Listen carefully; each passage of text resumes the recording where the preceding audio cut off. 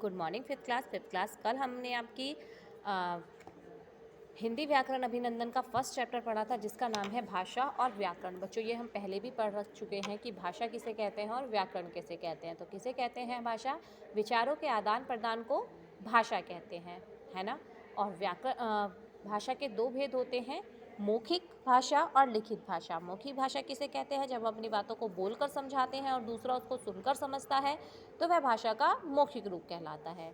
लिखित भाषा जब हम अपनी बातों को लिखकर समझाते हैं और दूसरा पढ़कर उसको समझता है तो वह भाषा का लिखित रूप कहलाता है। ठीक है। फिर आती है आपकी बोली। तो जिन भाषाओं का प्रयोग क्षेत्रीय स्तर पर किया जाता है वह बोली कहलाती है। और भारत में 22 भाषाओं को मान्यता प्राप्त है। ठीक है। फिर आती है आपकी लिपि। तो लिपि किसे कहते हैं? भाषा के लिखने के ढंग को लिपि कहते हैं। ठीक है। और अन्य अलग अलग भाषाओं की अलग अलग लिपियाँ होती हैं, जो ये चार्ट आपका दिया गया है। फिर है व्याकरण। तो व्याकरण किसे कहते हैं? व्याकरण वह शास्त्र है जो भाषा को शुद्ध रूप में लिखना, पढ़ना और बोलना सिखाता है। ठीक है। तो आप अपनी फेयर कॉपी पे क्या लिखेंगे? सबसे पहले भाषा लिखेंगे, भाषा किसे कहते हैं और भाषा के कितने भेद होते हैं। ठीक है। फिर आप लिपि की परिभाषा लिखेंगे, फिर आप व्याकरण की परिभाषा लिखेंगे। उसके बाद ये क्वेश्चन आंसर आप अपनी कॉपी में लिखेंगे। ठीक है। ये सारे क्वेश्चन आंसर आपको अपनी कॉपी में लिखने हैं। तो देखिए, सबसे पहले क्वेश्चन है आपका, देवनागरी कौन सी भाषा की लिपि है? तो देवनागरी कौन सी भाषा की लिपि है? हिंदी की। कौन सी भाषा की? हिंदी की। फिर है, कोई दो विदेशी भाषाओं के नाम बताइए। तो विदेशी भाषाएं कौन सी हैं? जापानी और रूसी। फिर है, मित्र को पत्र लिखते समय आप भाषा के किस रूप का प्रयोग करते हैं? तो किस रूप का प्रयोग करते हैं? लिखित रूप का। जब हम किसी को पत्र लिखेंगे तो हम कौन सी भाषा का प्रयोग करेंगे? लिखित भाषा का। ठीक है। फिर है, भाषा किसे कहते हैं तथा इसके कितने रूप होते हैं, उनके नाम लिखिए। तो देखिए, यहाँ पर दिया गया है, भाषा वह माध्यम है जिसके द्वारा हम अपने विचारों का आदान प्रदान लिखकर, बोलकर, सुनकर या पढ़कर करते हैं। ठीक है। यहाँ तक आप ये लिख के फिर लिखेंगे आप, भाषा के मुख्य दो भेद होते हैं, मौखिक भाषा और लिखित भाषा। ठीक है।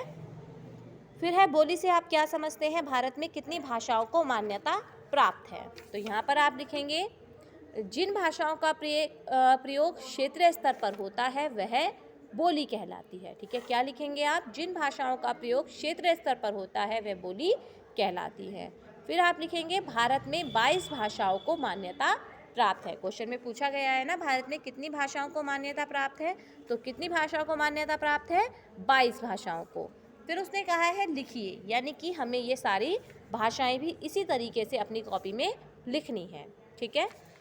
नेक्स्ट क्वेश्चन है, व्याकरण किसे कहते हैं? तो व्याकरण किसे कहते हैं? देखिए, यहाँ पर आपका मैंने आंसर पर टिक लगाया हुआ है। व्याकरण वह विद्या है जिससे हम किसी भाषा को शुद्ध लिखना, पढ़ना, बोलना सीखते हैं। वह व्याकरण कहलाती है। या फिर व्याकरण हमें भाषा को शुद्ध रूप में बोलना, लिखना सिखाती है। ठीक है। फिर नेक्स्ट क्वेश्चन है, लिपि किसे कहते हैं? तो लिपि किसे कहते हैं? देखिए, यहाँ पर लिखा है, भाषा के लिखित रूप में जिन ध्वनि चिन्हों का प्रयोग किया जाता है वह लिपि कहलाती है। ठीक है।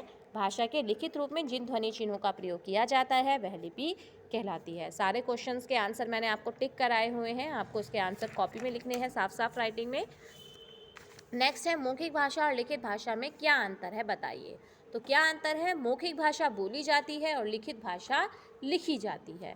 ठीक है। आप इसमें आगे ये भी लिख सकते हैं, आपने पहले भी मैंने आपको पढ़ाया है कि मौखिक भाषा को सीखना आसान है, लेकिन लिखित भाषा को सीखने के लिए हमें बहुत प्रयत्न करना पड़ता है। ठीक है। ये क्वेश्चन आंसर आप अपनी कॉपी में लिखेंगे। अब उसके आगे आता है आपकी एक्सरसाइज। एक्सरसाइज को आपको बुक में फिल करना है। तो देखिए, निम्नलिखित राज्यों में बोली जाने वाली भाषाओं के नाम लिखिए। तो पंजाब में कौन सी भाषा बोली जाती है? पंजाबी। महाराष्ट्र में कौन सी भाषा बोली जाती है? मराठी। गुजरात में क्या बोली जाती है? गुजराती।